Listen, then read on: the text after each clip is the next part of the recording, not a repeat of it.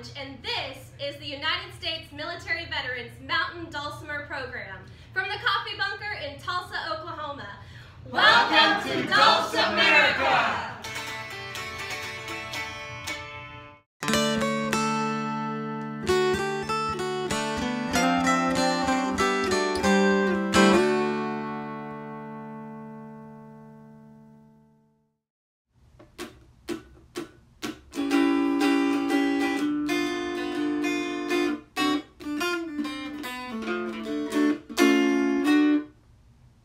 That sounds like the end of a Warner Brothers cartoon. That's all, folks. No, not yet, because we've just started.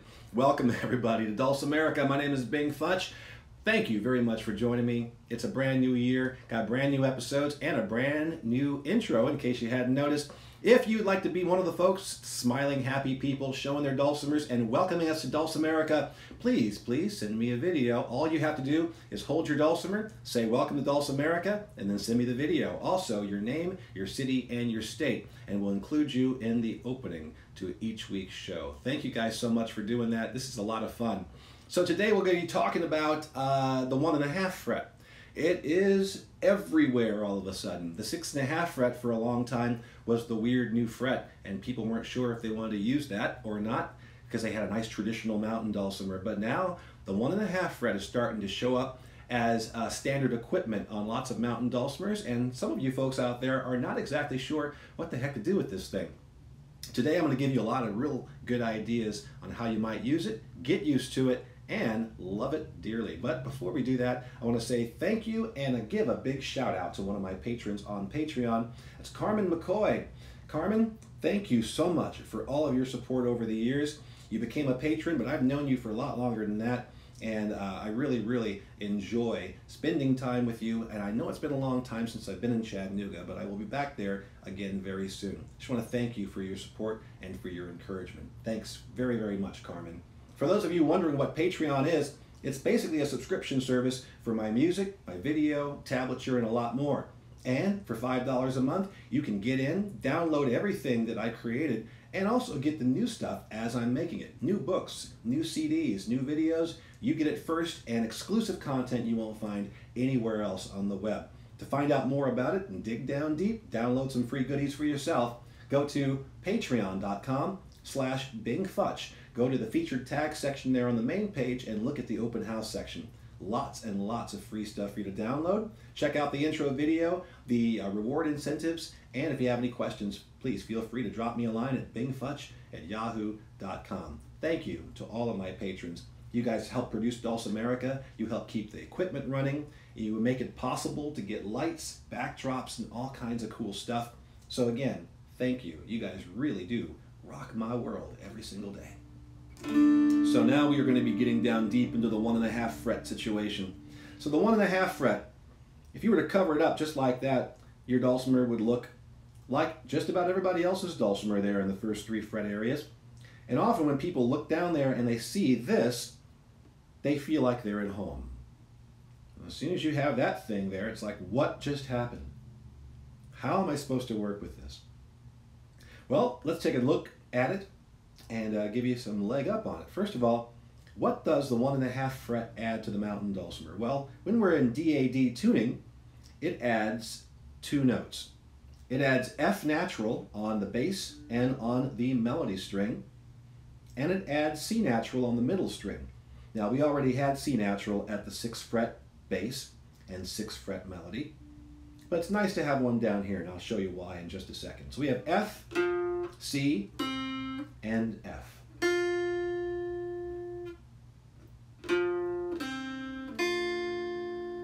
Ta-da! Bum, bum, bum, bum, bum, bum. Okay, sorry.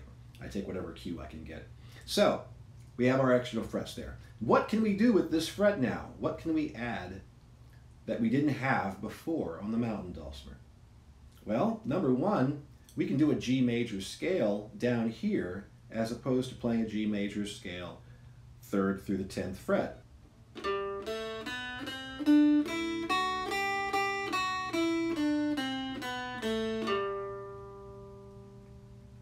So we have a G major scale there. We also have a D minor scale. And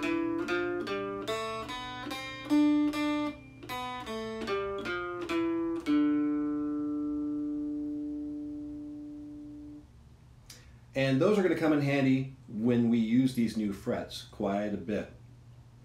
Or this new fret quite a bit. Now, let's take a look at our chords. The first chord, and the one that got me the most excited when I first got the 1.5 fret, was having a low C major. That's going to be 3, 1.5, 1.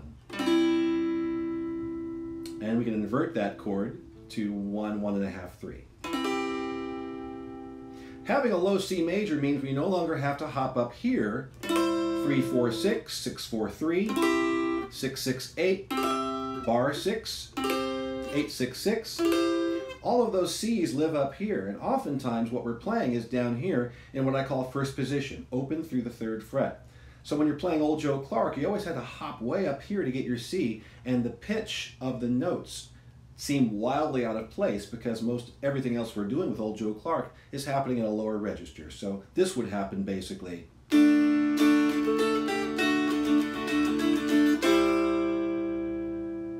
But now we can play the C major down here and get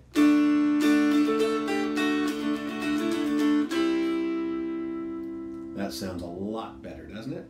So I like that low C major there. That's really super come in handy. Now we've also got a couple of other things. We've got D minor.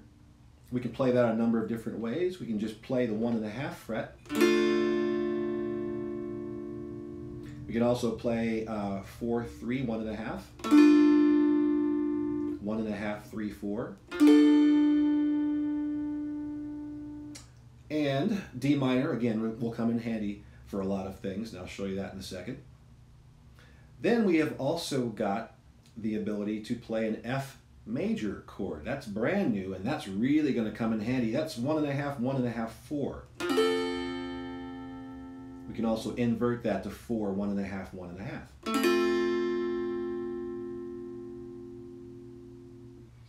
We've got A major, the hated. Everybody hates 1, 2, 4 because it's the biggest stretch on the mountain dulcimer. So now you can take the 2nd fret, drop it down to the 1.5 fret. 1, 1.5, 4 will give you A minor. And you can invert that 4, 1.5, 1.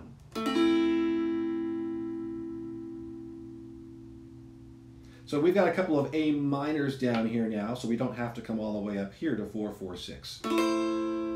Always nice to have more options. Okay. We also have some 7th chords, dominant 7th chords. These are super awesome, and they're usually written with a 7 next to the letter. So if you've got a D7, it'll be D with the number 7 next to it. D7s, or dominant 7th chords, are beautiful little bits of color and tension that resolve very nicely as chords move from place to place. So here's a D7, 0, 1.5, 2.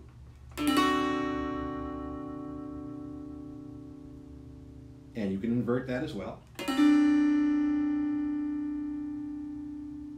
We also have G7, that's 0, 1, 1.5. There you are, inverted. And if you've ever really wanted to do it and play the Looney Tunes ending, you could play an augmented A. An augmented chord is a major chord with a raised 5th, a sharpened 5th. It goes up a half step. So here's A, and E is the 5th of A. So we have E, the 5th, down here. If we raise that E up to F a half step, we get our augmented chord. Now listen to some of the resolution that you'll get here by going, for example, from D7 to G. That extra tension in the dominant 7th chord really makes that G chord pay off. Listen to G7 going to D.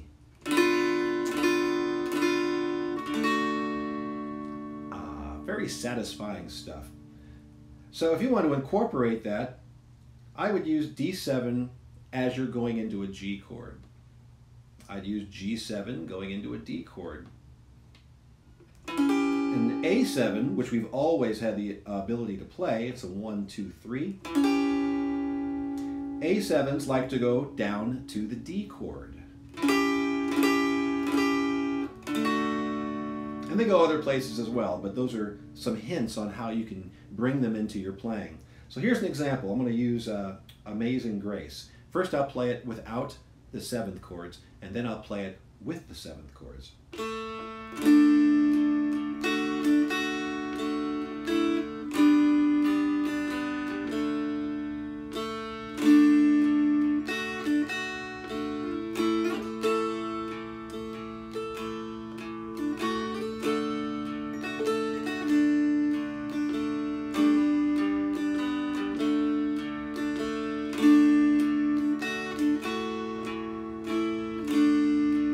Now with 7 chords.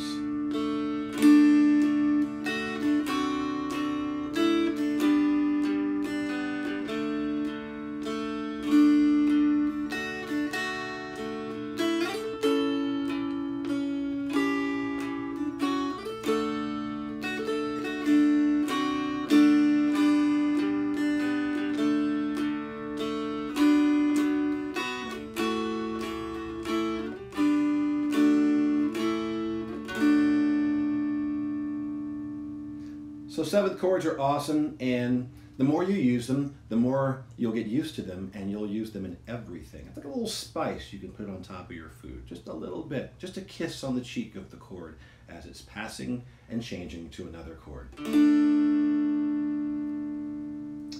So the other thing that this 1.5 fret will give you is it gives you notes of the minor pentatonic scale for D, D minor pentatonic. So if you've ever wanted to drop in some blue notes into your playing, you could do that.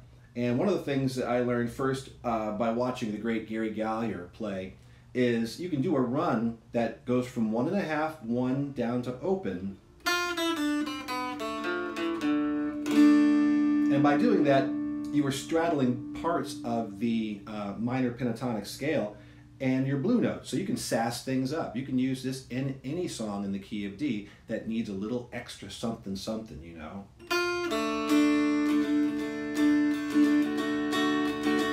How about something like Old Joe Clark?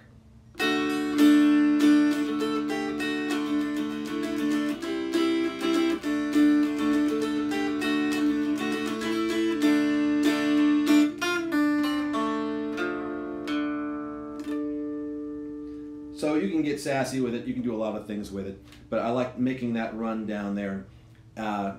In a D major song, you can still drop in those blue notes and have it sound pretty cool. Now, there's a couple of things I want to show you here about transposition. I've said before that singing in the key of D is difficult no matter who you are. It could be male, female, there's something about the key of D that's really difficult. So let's say you're doing basic 1-4-5 songs. Those are songs with the chords based off the 1st, 4th, and 5th notes of the scale. In the case of D major, that'd be D, G, and A. So let's say you're singing Amazing Grace in D and it's just killing you. You got to sing it for church one day and it's just not working for you. You don't want to have to retune your dulcimer or any of those things. So how do you go about transposing this to a lower key? Well, we've got now, because of the 1.5 fret, the 1-4-5 chords for the key of C. Those would be C, F major, and G. So if you're down here and you're going, Amazing Grace, how sweet the sound that saved a wretch like me. If for some reason that's too high for you, you can now use the 1-4-5 chords and take it down to the key of C. Amazing grace, how sweet the sound that saved a wretch like me. And already, just by going down one step, you are giving yourself a break and getting hopefully down more into your chest voice when you're singing that. So that's a real cool thing. So you can transpose and sing along to a lot of your favorite D songs in the key of C without having to retune. That's super important. Also super important is if you are going to get the 1.5 fret installed on your mountain dulcimer, make sure, and this applies to any changes you make on your instrument, always make sure you do the exact same thing in the upper octave. Because, you know, I know a lot of people don't like to play in the upper octave, but someday you might. And if you get up there and find you don't have the same notes available to you and the same chords available to you that you do in the first octave, you're going to be upset. So make sure you put them up there as well. That'd be the 8.5 fret, there it is. And here's a prime reason why you want to have it the same frets in the second octave that you do in the first octave. Because with the 1.5 fret and the 8.5 fret, there are chords you can get up here in the second octave that you can't get in the first octave. And one of those chords is right here. That's F minor. F minor you can get. That is 8.5, 6.5, 6. You also have an F major up here. This is huge because for the first time on the mountain dulcimer, we have the ability in our key to go from the 1 chord to the 4 chord and then to go to the minor 4 chord. One of the most heartbreaking chord progressions on the planet. Here's C. I saw you in my dreams. We were walking hand in hand on a white sandy beach of Hawaii. Beautiful stuff. It's all up the upper octave. It's very, very tinkly and mandolin sounding, but nonetheless, you can pull it off right there. So that's some really exciting stuff to get some more colors on the mountain dulcimer. So what do you do with this stuff? Well, you use it as often as you can. And even if you don't use it a whole bunch, just to have it there on your mountain dulcimer, get used to playing everything you normally play and get used to avoiding the 1.5 fret. But do try and throw in your 7th chords. Do use your new C major. Do try to transpose a little bit and play in the key of C.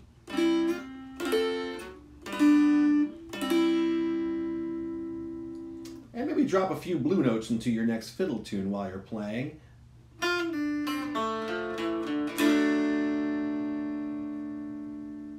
And the more you mess with it, the more you're going to find a lot of other uses for it. The 1.5 fret, as Butch Ross has said, is a gateway drug. So be careful, because when you get the 1.5 fret and discover all these fabulous colors, you're going to want more. And I must say, if you look at your mountain dulcimer, you can see all these wide spaces. Those are whole steps. And these narrow spaces are half steps. By adding the 1.5 fret, now you are just 1, 2, 3 notes away from being fully chromatic. So it's not as scary as you might think. It is a whole other ball game, and there will be an episode on chromatic dulcimer coming very soon. There is one out there now, but there will be more coming because more of you are interested in playing chromatic dulcimer, and more of you are interested in playing with the 1.5 fret. So I hope this was helpful to you. And as always, please, please, please drop me a line if you have any questions. bingfutch@yahoo.com. Also, don't forget to send me your intro videos. Simply you holding the dulcimer saying, "Welcome to Dulcimerica." Any format, try and make it horizontal, landscape, not portrait, but either way will be fine. And we'll see you on the front end of the show. Until next time, my friends, this is Bing Futch saying, y'all be good out there and play on, baby. Play on.